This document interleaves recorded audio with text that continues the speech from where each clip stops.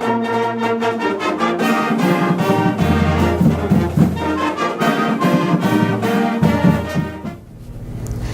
I'm Elise Delo. And I'm Elite Hinojos. From EPHS Tiger News. Our first story is on Tiger Night. We started the year off strong by introducing all the activities our school has to offer. Now we hear Mr. Paz's word on this long-held tradition. It's a good way to get the year started. Our first real pep rally, and it's got everybody in it. Every activity, every club, every fine arts program that wanted to participate is here. So it's just a great way to kind of start the year on an exciting note, see a little taste of what everybody's going to be doing this year, and then also to let our parents kind of see all the things that our students are involved in and really just bring everybody together to celebrate. So it's a great first event. It's my favorite. From former student activities managers, it's kind of just carried on its tradition, and it's such a fun and wonderful event to bring everybody together. We could never say no to it. It's one of those big events, kind of like the first Friday night home game. I can't wait for that to happen, but I was so excited for Tiger Night to kind of see everybody and to see what everybody's going to be doing this year. I have remembered for years what this event would look like. I've tried to copy it at other schools and you just can't do it the same. Yeah. So it's just something that every campus should be able to do, but just can. In other news, our volleyball team is continuing on strong. Our varsity team has won most of their games, and our JV has been undefeated all season. On September 14th, varsity volleyball crushed Bowie in the first 3 sets. As you can see here, Valley Carzola just performed an amazing spike. We wish them a successful rest of season. On the other hand, our varsity football team finds itself at a crossroads with a 3-3 win-loss record, and only 4 games to go. Here's members of the varsity football team speaking of those losses. I think what we did right was we fixed our mistakes from last week and we got better, and what we did wrong is just miscommunication and then also just injuries. Just the love of the game and the brotherhood and just the fact that it was close, and we know that we could overcome this and just get better. Just playing every game like it's our last, but pretty much, because like last year, we lost against Bowie, and that's what gave us out of the playoffs. I think with this game, definitely going to get better. I feel like we're even more motivated that we can do a lot more to just overcome everything and be perfect. Very proud. Just come play football at the most beautiful stadium in the state of Texas. It's amazing.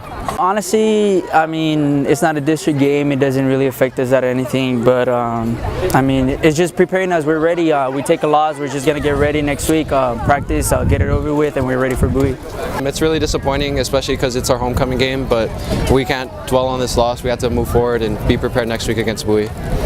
Well, definitely homecoming week threw us off a little, off our game, all the festivities and stuff. That's still no excuse to go out here and perform the way we did, but we just got to pick it up next time. In a tenor of events, the Tigers beat Bowie on September 28th with a score of 31-20 points.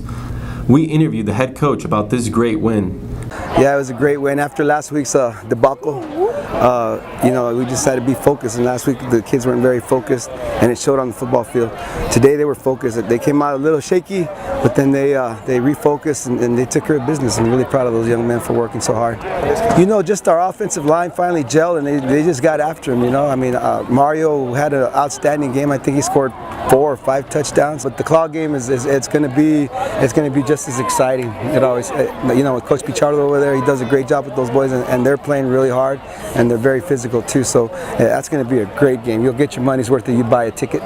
Running back Mario Chavez was the player of the game after his performance, rushing for 254 yards and 4 touchdowns. I wouldn't say it's me. I would say it's my O-line. I would say it's Foster down blocking for me so I could get the cutouts every time.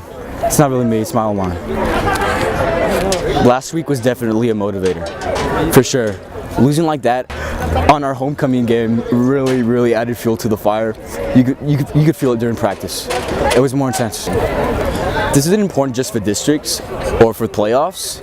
It's important for the pride of the school. We haven't been able to beat Bowie in I don't know how many years, but this W is definitely going to be one to remember. The Tigers need to reach 5 wins to give themselves a chance to qualify for the playoffs.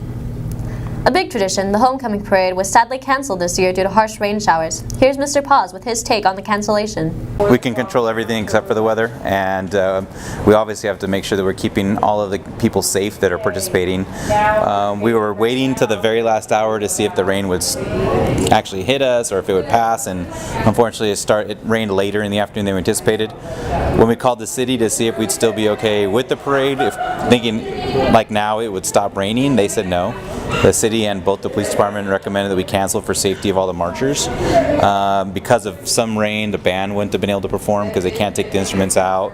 We have a lot of elementary floats. I think we had about 12 elementary floats, and they had asked to back out. So our plan is to repeat everything that we would have done tonight at the Battle of the Claw, where it's a really big game for us. It's got a lot of tradition, a lot of history. It's just a more important of a game, and it's just a couple weeks away. So those of you that didn't get in the float now have a couple more times to get a float. Seniors that didn't get shirts now have time to get their shirts. It just gives us a little bit more time, and that doesn't hurt us. The parade is rescheduled for Thursday, October the 11th, starting at 6 p.m. Even with the bad weather, that didn't stop our seniors from celebrating Eve of the E, a long-held EPHS tradition. We asked a senior about his experience at Eve of the E. All right, Eve of the E was pretty fun for the most part. There wasn't too many people there that I wish would have gone, because like the people that I've known since like elementary school, man, and it's like we're finally graduating together, and the fact that they didn't want to go is like a bummer, but hey man, like you got to make the best of it. The hype moment is whenever we all started like to interlock our arms behind each other on our shoulders, and we were going down the stadium just like hyped up, ready to run around the field, and they handed us the glows. We just sprinted, bro. It was pretty fun. A lot of tears, a lot of emotions, but hey dude, happens to everyone. And it was a good experience. Finally, we finish off our homecoming week with the long-awaited homecoming dance. Filled with loud music and glow sticks, it's safe to say we can expect an amazing rest of the year. And thank you for watching our EPHS Tiger Newscast. Have a great day, Tigers!